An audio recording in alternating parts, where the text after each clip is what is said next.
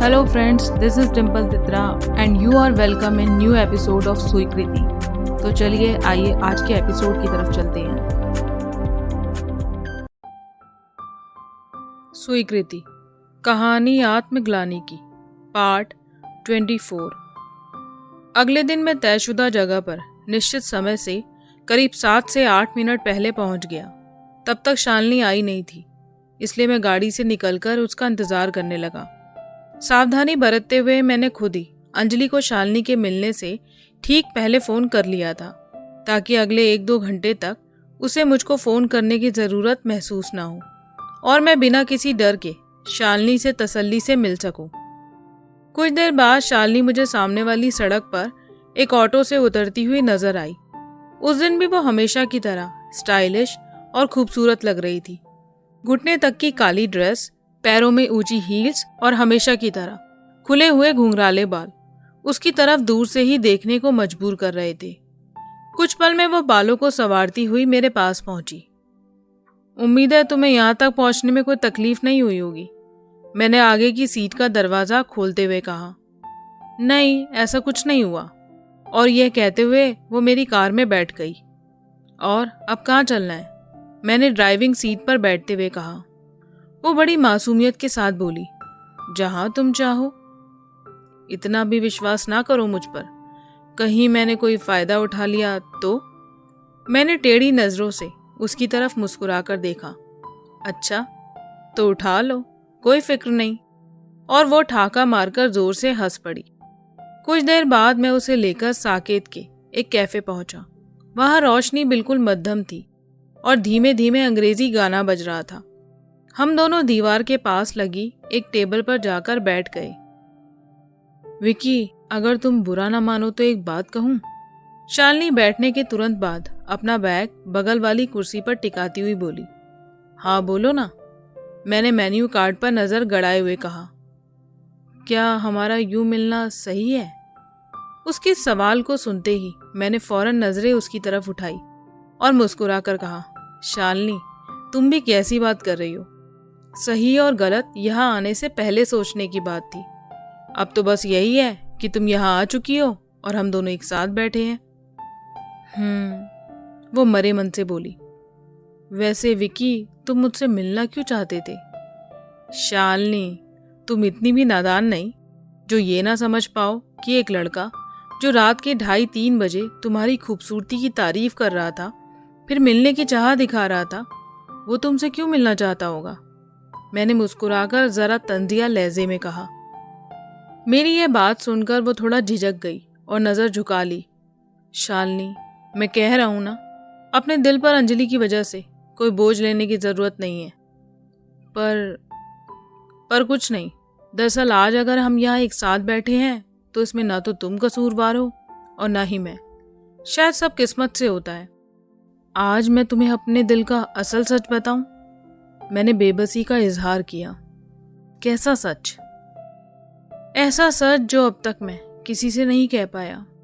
शायद यहाँ इंडिया आकर मैं भी औरों की तरह मर्यादा और रिवाजों की बेड़ियों में बेबस हो गया। इसलिए अपने बेबाक मिजाज को दरकिनार करके जीवन भर के बंधन में बंधने को तैयार हो गया हूं। मैं कुछ समझ नहीं पा रही हूं। दरअसल शालिनी, मेरा कभी भी किसी से भी शादी करने का इरादा नहीं था। तो अंजलि? वही दिन रात रट लगाई रहती थी कि शादी कब करोगे। शुरू में तो मुझे उसके सवाल से बहुत चिढ़ होती थी, मगर मैं ये बात उससे साफ तौर पर कभी कह नहीं सका। अगर ऐसी ही बात थी तो फिर तुमने उससे शादी करने का वादा किया ही क्यों? क्यों तुम उसे मिलवाने के लिए अपनी माँ के पास ले गए? इस बात पर मैं सिर्फ इतना ही कहूंगा कि आज मुझे यही लगता है कि मैंने थोड़ी जल्दबाजी कर दी।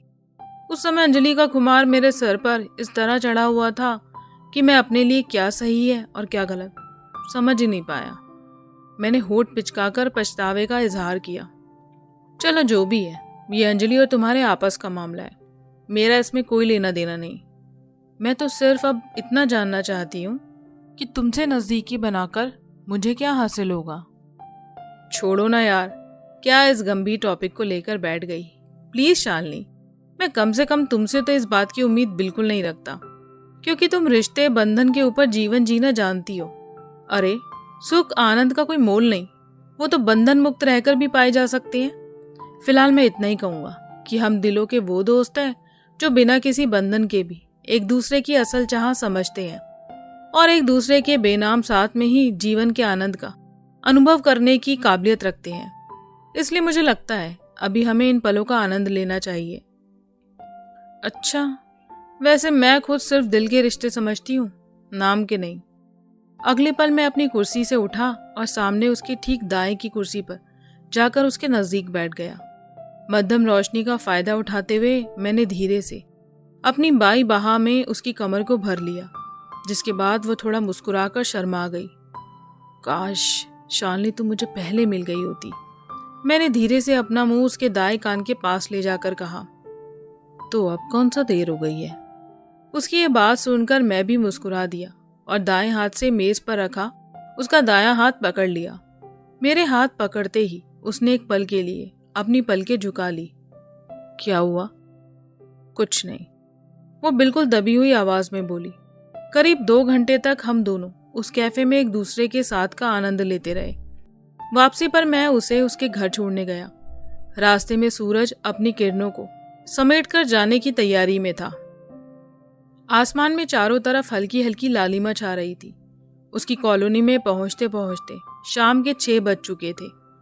जब तक मैं गाड़ी कॉलोनी के अंदर लेकर पहुंचता तो तब तक अंधेरे ने पूरी तरह पैर पसार लिए थे। जैसा कि उसके पापा एक विजिलेंस ऑफिसर थे, तो वह एक सरकारी कॉलोनी में रहती थी, जहां बिल्डिंग बहुत दूर दूर थी और चारों तरफ पेड़ ही पेड़ थे। ऐसा लग रहा था जैसे जंगल के बीच किसी ने घर बना दिए हों। उसके कहे मुताबिक मैं गाड़ी कॉलोनी के पिछले गेट से लेकर अंदर पहुंचा।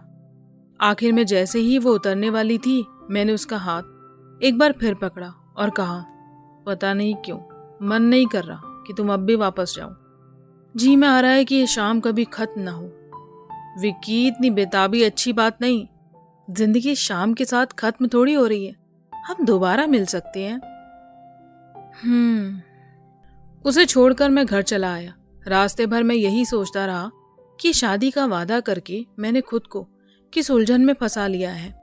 उस वक्त मुझे एहसास हुआ कि मैंने खुद अपनी आज़ादी अपने ही हाथों से क्यों खत्म कर ली। अब मुझे अपनी हालत जाल में फंसे पंछी जैसी लग रही थी, जो उड़ान भरने के लिए अपने पंख फड़फड़ा रहा था। फिर मैंने अपने दिल को समझाया कि ये जिंदगी मेरी है, मुझे इसे कैसे जीना है, इस बात का फैसला मैं किसी के दबाव में आकर नहीं करूंगा। जो अच्छा लगेगा वही करूंगा।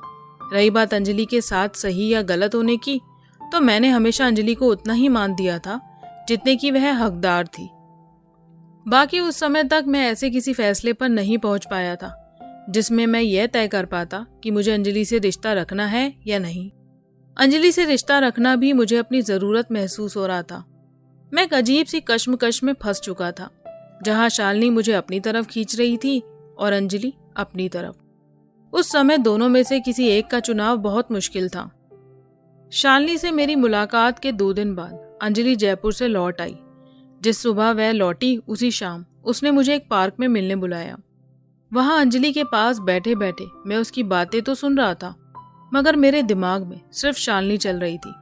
रॉबिन की शादी और कैफे में हुई सारी बातें एक के बाद एक मेरे दिमाग में घूमे जा रही थी। क्या बात है विकी, तुम्हारा ध्यान कहाँ है?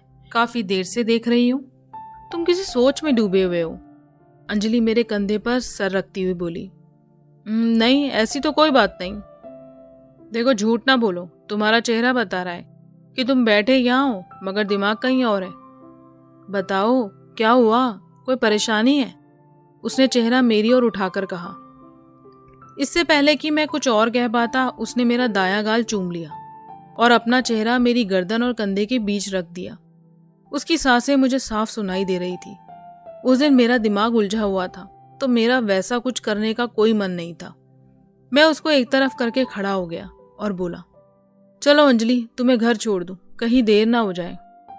अरे ये तो बड़ी अजीब बात है, आज तुम खुद चलने को कह रहे हो। तुम तो 5 मिनट और 5 मिनट और करके हमेशा 1-1 घंटा लेट करा देते हो। वो उठकर खड़ी होती हुई बोली। बताओ ना विकी, क्या हुआ? उसने मेरा हाथ पकड़कर एक बार फिर पूछा। कुछ नहीं हुआ, बोला तो, मैंने थोड़ा झुंझलाकर कहा। इसके बाद उसने एक शब्द भी नहीं कहा। गाड़ी में भी वो चुपचाप ही बैठी रही।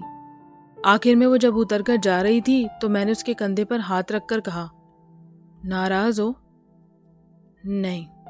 इतना कहकर वो फिर से गाड़ी का गेट खोलने लगी। सुनो तो, थोड़ा काम की वजह से परेशान हूं, मैंने बेचारगी जताई। कोई बात नहीं, मैं समझती हूँ। और यह कहकर वो उतरकर चली गई।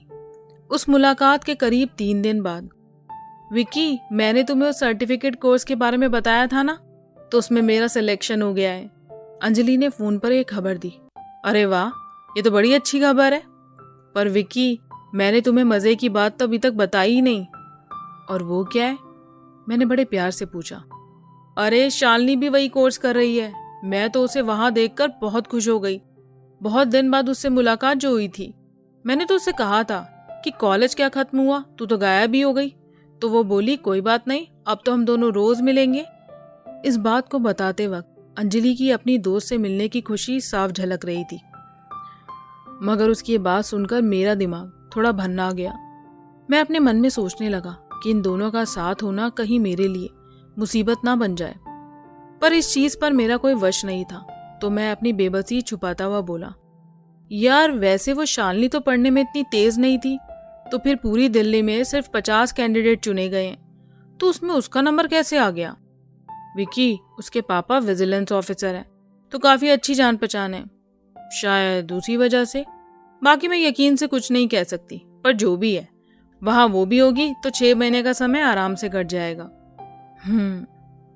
अंजलि जिस बात को बड़ी खुशी से बता रही थी, उस बात को सुनकर अंदर ही अंदर मेरा गला सूख रहा था। मुझे उन दोनों के दोबारा एक साथ होने पर सिर्फ एक ही बात का डर था कि कहीं शालिनी बातों ही बातों में अंजलि के सामने मेरी सारी परतें ना खोल बैठे। अगर ऐसा हुआ तो मैं क्या करूंगा, क्योंकि मैं अंजलि को भी नाराज करने की हालत में नहीं था। पर फिर मैंने सब कुछ अपनी किस्मत पर छोड़ अपने दिल में यही सोचा कि जो बात अभी तक हुई ही नहीं, उसके बारे में सोच सोच कर ही मैं क्यों डरूं, जो होगा देखा जाएगा।